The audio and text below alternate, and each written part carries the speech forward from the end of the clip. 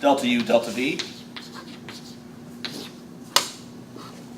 So then we take the magnitude of this vector, but it's just going to be the absolute value of this last component. So we now know what we're going to put in here.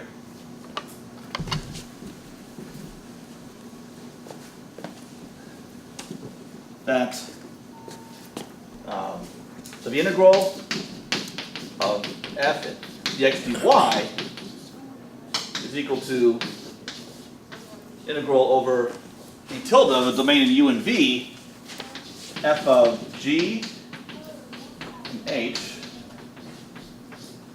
And here we're going to put this expression,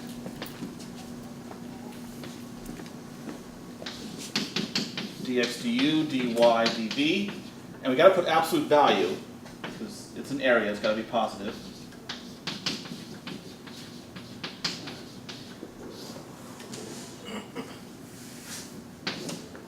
du, dv.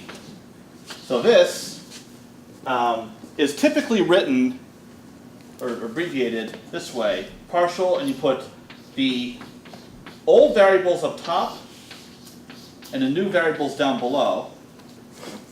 So this is how this expression is typically denoted, and it's called the Jacobian of this transformation from u and v to x and y. In your notes, you have the delta u and v, but you're using the g and the h. Oh, yeah. So, well, x is g of u and v. So this would be the same as dg du dh dv. Okay, so Yeah. it's okay. Yeah, I'm writing it this way so you can better see. And actually, I did this at the very end of the example. Right. Yeah. How where the new variables come in, where the old variables and new variables come into play. I see. Yeah. And to help keep it straight, here we have the new variables u and v down below. You can almost think of them as canceling, if you will, with the du and dv right here. To get the integral back into x and y terms. All right. So it's always old variables up top, so that the derivatives of the old variables with respect to the new. Okay. All right. Okay. Now, so before I get into examples, explain the general case, and we'll cover three variables as well.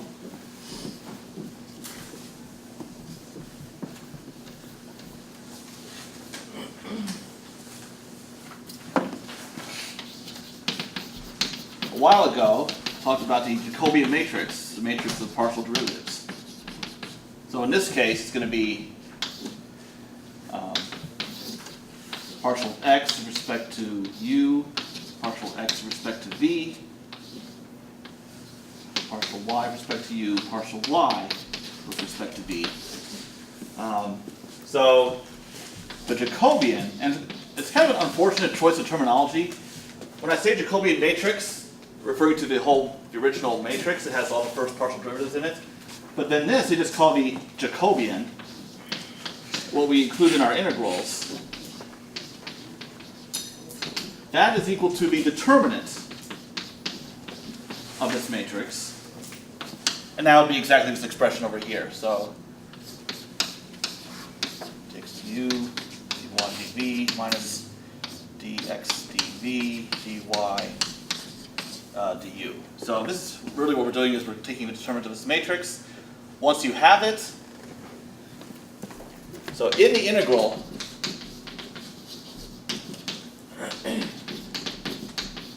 don't forget to use the absolute value as we've done here.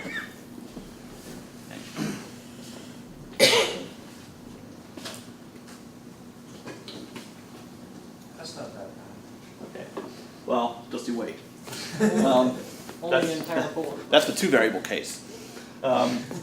Because when you take, because here I've chosen arbitrarily an order in which you write the variables, x, y, u, v. If you change that ordering, that could change the sign of a determinant. So the sign of a determinant doesn't matter. We're just going to take the absolute value when we include it. Anyway, so describing it this way as a determinant is what allows us to talk about this for more than two variables.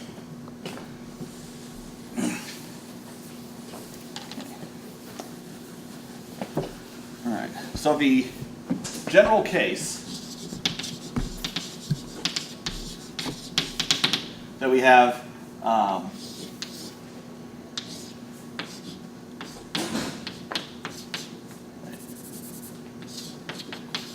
if we have a change of variable, any number of variables,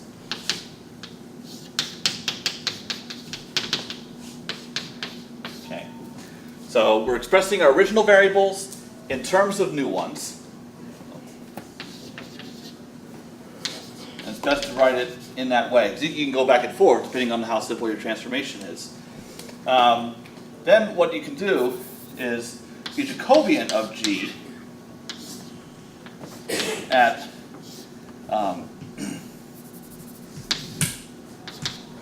any vector u is just going to be the matrix of first partial derivatives. So it's dx1 du1, dx2 du1, and so forth, dxn du1. So everything with respect to u1 in the first column, then dx1 du2, x2 du2, dxn du2, and so forth, dx1 dun, down to dxn dun. So if you have any old change of variable like that, no matter how many variables it is,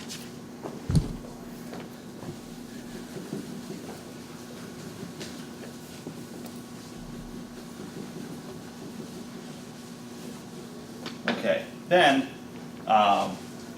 and so an integral over a region of whatever, however many variables, so it could be double, triple, octuple integral for all I care. So the integral over some region D of f of x dx is going to be equal to integral over a new region d tilde. So G maps d tilde into D. And so new variables into the old. So we're going to get f of G of u. And then here we have the Jacobian, the absolute value of the determinant of a Jacobian matrix, du. All right.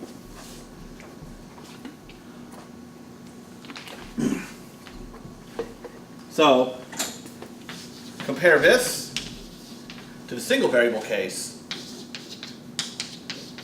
of x dx, from alpha to beta, f of g of u, g prime of u, du. So here in single variable land, we just had this derivative of the change of variable where we have x is g of u, that's our mapping. Here it's the derivative is a matrix, so we take its determinant.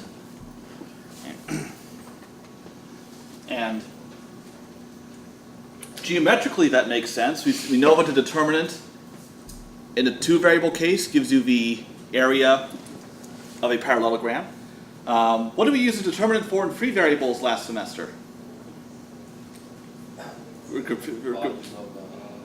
Yeah, volume of parallelepiped. Yeah, also a determinant.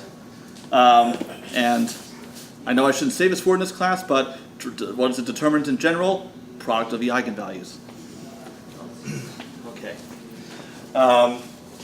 So let's take a look at how we do this. This is an example of this from the free variable case, and it's one we're already familiar with.